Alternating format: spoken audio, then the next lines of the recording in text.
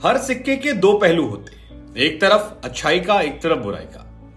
भारतीय कप्तान रहे महेंद्र सिंह धोनी के भी दो पहलू थे जो उनके प्रशंसक या भारतीय क्रिकेट फैन देखते थे। एक पहलू कि धोनी ने 2007-2011 का वर्ल्ड कप जिताया, चैंपियंस ट्रॉफी जिताई, टेस्ट में नंबर 1 करवाया, और दूसरा बहुत सारी आलोचनाओं का। धोनी की महानता के किस्से हम सब ने सुने हैं, लेकिन आज बात करते हैं इस वीडियो में उन बिंदुओं की जो सिक्के के दूसरे पहलू में आते हैं, यानी आलोचना के। धोनी पर क्या क्या आरोप लगते थे, तो 4-5 बड़े आरोप धोनी पर जो खूब लगे हुए करियर में हम आपको बताते हैं, और कोई बच जाए तो आप भी बता दीजिएगा। लेकिन इस वीडियो का मकसद धोनी को डिफेम करना नहीं है, सिर्फ क्रिकेट की चर्चा करना है, क्योंकि हर खिलाड़ी के दो पहलू होते हैं।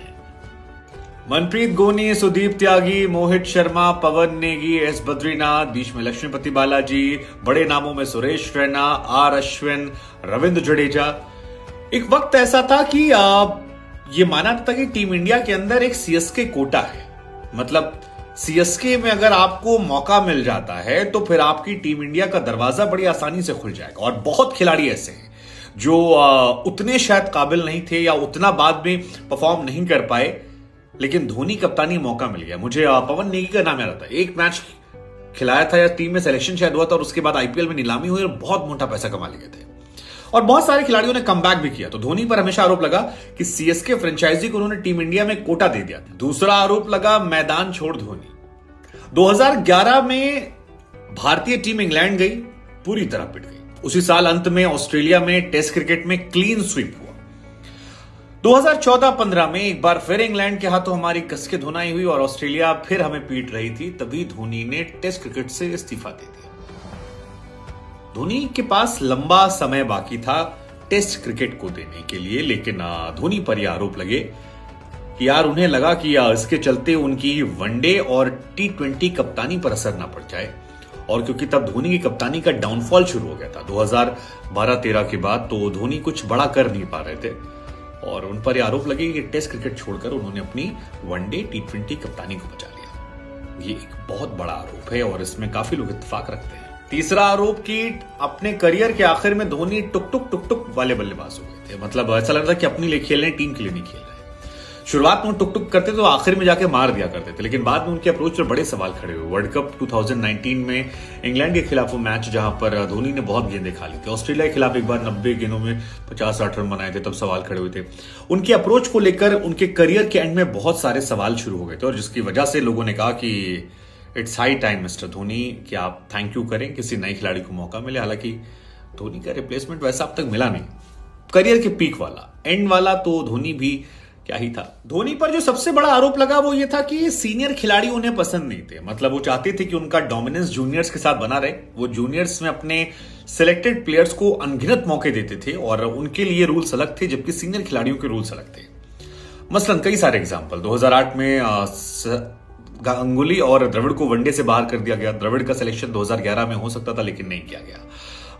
उसके बाद 2012-11 में वर्ल्ड कप जीतने के बाद सचिन, सहवाग और गंभीर में इन्होंने रोटेशन पॉलिसी कर दी कि 3 में से केवल 2 खेलेगा, जबकि इन तीनों ने वर्ल्ड कप में अच्छा प्रदर्शन किया था, और इसके पीछे थॉट आया कि एक खिलाड़ी को बाहर बिठा देंगे। ये एक्सपेरिमेंट बुरी तरह फेल रहा, खूब आलोचना हुई। वीवीएस लक्ष्मण ने जब संन्यास लिया तो उनसे पूछा गया कि आपने संन्यास ले लिया, क्या धोनी से आपने कंसल्ट नहीं किया? उन्होंने कहा यार मैंने बड़ी कोशिश की धोनी से बात करने की, लेकिन धोनी रीचेबल नहीं है, धोनी से बात नहीं हो पाती। और आपको जानकर हैरानी हुई कि वीवीएस लक्ष्मण ने अपनी रिटायरमेंट जो पार्टी दी थी उसमें लगभग सभी बड़े खिलाड़ी आए थे सिवाय एमएसडी महेंद्र सिंह धोनी के। तो ये एक बड़ा शॉकिंग फैक्टर है।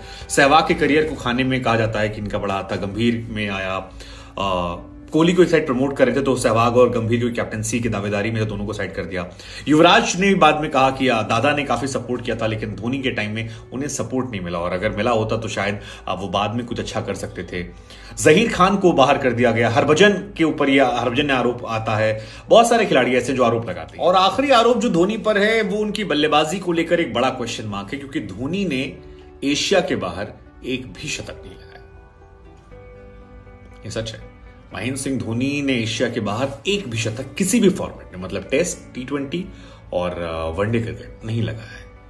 जबकि ऋषभ पंत ने ऑस्ट्रेलिया में, इंग्लैंड में शतक लगाए हैं।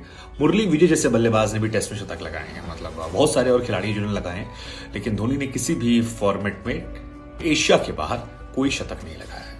तो ये एक काला बदनुमा दाग है जो धोनी के करियर के ऊपर है। हालांकि धोनी ग्रेट खिलाड़ी हैं, मैं फिर इस वीडियो को बनाने का मकसद में उन्हें डिफेम करना नहीं चाहता। उन्होंने भारत को अनगिनत मैचेस जिताए हैं और 2011 वर्ल्ड कप की वो पारी हम कभी भूल नहीं सकते हैं जहां धोनी ने शानदार रन बनाए थे, तो छक्का नहीं भूल सकते। कई लोगों ने सेल्फलेस खिलाड़ी बोलते हैं, तो कई लोगों ने बोलते हैं कि धोनी वो खिलाड़ी हैं जिसे वो पसंद करते थे, उसे सराखों पर अनगिनत मौके दिलाते थे।